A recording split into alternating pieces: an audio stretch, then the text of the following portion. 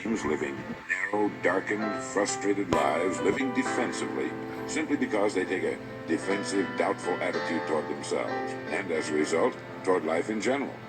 Many people are suspicious of and oppose change. Yet change is the one thing in life on which we can absolutely count. People who stay young all the years of their lives not only welcome change, but see it for what it really is: new opportunity, new chances for further fulfillment. Attitude is a reflection, a result of a person's will. It is incalculably powerful. It can bring about marvelous results for us, but we need to train it patiently, day by day. Now let's talk about the attitudes of people who are successful. The top 5% of the people who go sailing through life from one success to another, and who, even when they fail at something, shrug it off and head right out again. No matter who the person is or what he does, men and women in sales, business executives, people in all the professions, wives and mothers, students, top people in the armed forces, public servants, men and women in the service of religion, working men and women in all fields of endeavor. Wherever you find a person doing an outstanding job and getting outstanding results, you will find a person with the right kind of attitude.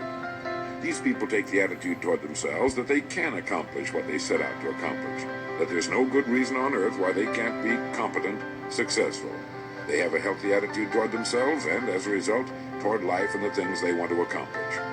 And because of this, they achieve some remarkable things, and they come to be called successful, outstanding, brilliant, lucky, and a lot of other things. They're quite frequently no more brilliant or outstanding than the majority of the people by whom they're surrounded. But they did develop the right attitude, and they found their accomplishments not too difficult, and many times surprisingly easy, simply because it seems that so few are really trying, really believe in themselves. Successful people come in all shapes and sizes and in widely varying degrees of intelligence, background, and so on. But they all have one thing in common. They expect more good out of life than bad. They expect to succeed more than they fail. If you want something worthwhile, take the attitude that there are a lot more reasons why you can have it than there are that you cannot, and set out to earn it. Go after it, work at it, ask for it, and 9 times out of 10, you'll get it. Our environment is really a mirror of our mental attitude. If we don't like our environment, we have to change our attitude first. Now, the world plays no favorites. It's impersonal. It doesn't care whether we change or not. Adopting a good, healthy attitude toward life doesn't affect the world and the people in it nearly as much as it affects us. It would be impossible to even estimate the number of jobs which have been lost, the number of promotions missed, the number of sales not made, the number of marriages ruined by poor attitudes. But you can number in the millions the jobs which are held but hated, the marriages which are tolerated but unhappy, all because of people who are waiting for the world and others to change toward them, instead of being big enough and wise enough to at least make a test which will prove beyond any shadow of a doubt where most or at least a big part of the trouble lies. Studies made of the lives of literally thousands of successful people have shown that they radiate confidence, assurance, they expect success, and they get success. You can spot these people by the way they walk, by the way they look and act. You can feel it about them when they enter a room. They may be short and fat, or tall and thin, or any combination in between, but they have about them the attitude of success. In the record Greener Pastures, I'll get into this next statement, but right now I want you to realize, if you don't already, that in 5 years or less, you can get right to the top of the work you're now doing. What? I know this, but the important question here is, do you know this? The minute you do know it, you'll have this right attitude I'm talking about.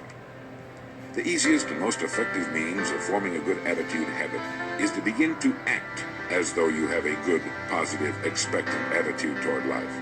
That's right. Begin right now to walk, act, and look as though you belong to this group. If you're already in the top 5%, you'll know what I mean. If you've never tried it, you'll be amazed at what happens. Actions trigger feelings, just as feelings trigger actions. And what I'm trying to say is that you must first become, mentally, from an attitude standpoint, that which you wish to achieve. In short, his attitude had been one of success, of expecting success, long before the material, the tangible rewards of success had been earned. For now, remember that a person must act, look, and because of these things, feel successful before the success he seeks can come. Chances are you know people who seem to be what others call lucky. All kinds of good and wonderful things seem to happen to them, and they give the impression of happily sailing through life, having a wonderful time, and getting more accomplished in a year than most people do in 5. Now, it makes no difference how good a person's attitude has been in the past. Anything can be improved upon, and it's the small refinements upon something already good that makes it great. So here's the test. For the next 30 days, act toward the world, everything and everyone with whom you come in contact, with the attitude which represents the kind of results you want to achieve. That is, if the result you want is more success in what you're doing, act as though you are already in possession of the success you seek. If you want others to treat you with admiration and respect, treat others with admiration and respect first.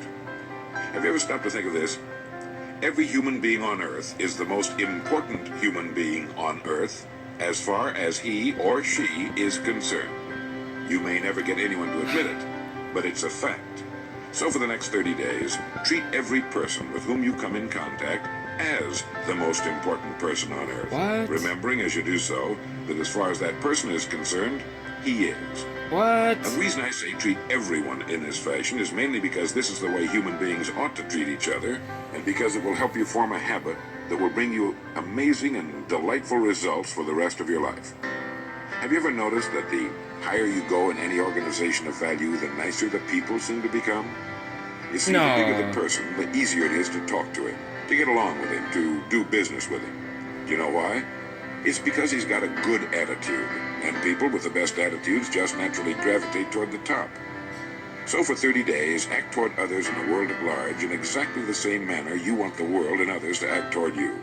Treat your wife or husband as the person he or she really is, the most important person in your life. The same with the children. Carry out into the world each morning for 30 days the kind of attitude you would have if you were the most successful human being on Earth. And notice how it quickly develops into an habitual attitude. When a person does this, he should realize he has already placed himself on the road to what he seeks. He is right now in the top 5% of the people in this or any other country. He has prepared the ground and planted the seed. He has made of himself a magnet, an embodiment of that which he seeks. Before metal can be cast into a desired shape, the mold, the expectant receptacle, must first be fashioned. Before a building can be erected, the excavation must be made and the foundation laid. And before a person can achieve the kind of life he wants, he must become that kind of individual. He must think, act, talk, walk, and conduct himself in all of his affairs as would the person he wishes to become. He is then actually that person, and the things that person would have and do will naturally come to him. Almost immediately, a change will be noticed. Irritations that used to frustrate and annoy disappear. When some less informed individual gives you a bad time, stay on the track. When someone cuts in front of you with his car or acts in any other manner that shows his ignorance and lack of courtesy, don't permit yourself to drop to his level. Pity him, for that's what he really deserves. That's the very group a person doesn't want to belong to. And if he acts like them, well, let's face it, he belongs with them. There's nothing in the world that men, women, and children want and need more than the feeling that they're important, that they're needed and respected. They will give their love, their affection, their respect, and their business to the person who fills this need. So the magic word is attitude. And in summing up, a few points to keep in mind.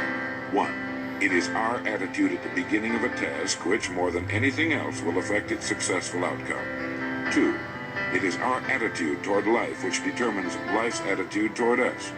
3. We are interdependent. It is impossible to succeed without others. And it is our attitude toward others which will determine their attitude toward us. 4.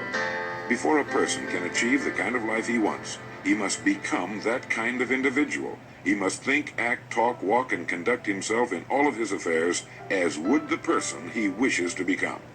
5. The higher you go in any organization of value, the better will be the attitudes you will find. 6. Your mind can hold only one thought at a time. And since there's nothing at all to be gained by being negative, be positive. 7. The deepest craving of human beings is to be needed, to feel important, to be appreciated. Give it to them, and they'll return it to you. 8. Look for the best in new ideas. As someone said, I've never met a person I couldn't learn something from. 9.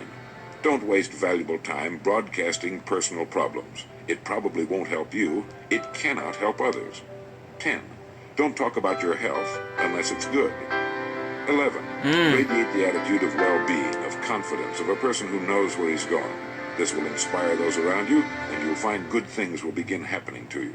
And 12, lastly, for the next 30 days, treat everyone with whom you come in contact as the most important person on earth. If you'll do this for 30 days, you'll do it for the rest of your life. Success or failure in any undertaking is caused more by the mental attitude even than by mental capacities. Fuck, dude.